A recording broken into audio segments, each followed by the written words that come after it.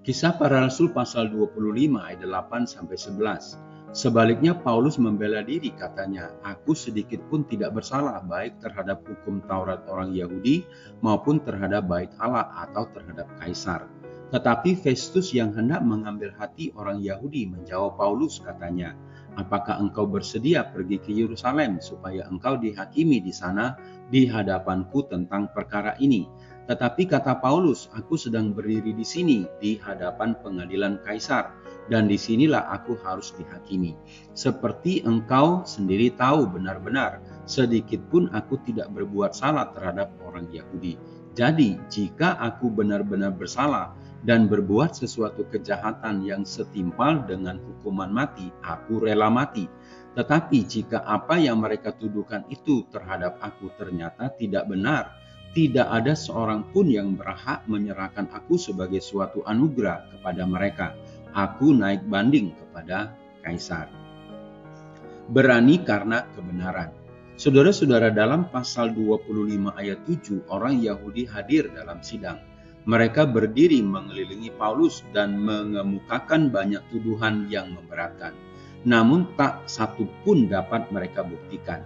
Dalam persidangan, jika tuduhan perkara tidak dapat dibuktikan, maka tuduhan itu dengan sendirinya gugur dan tidak dapat dijadikan pertimbangan oleh hakim. Dalam ayat 8, Paulus membela diri dengan mengatakan bahwa aku sedikit pun tidak bersalah, baik terhadap hukum Taurat orang Yahudi maupun terhadap bait Allah atau terhadap Kaisar. Apa maksudnya pembelaan Paulus yang mengatakan tidak bersalah?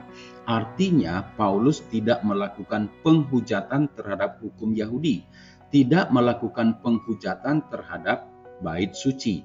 Demikian pun tidak melakukan penghujatan terhadap Kaisar. Ia hanya berbicara tentang kebenaran Injil dan tidak melakukan apapun yang dapat merugikan orang-orang Yahudi.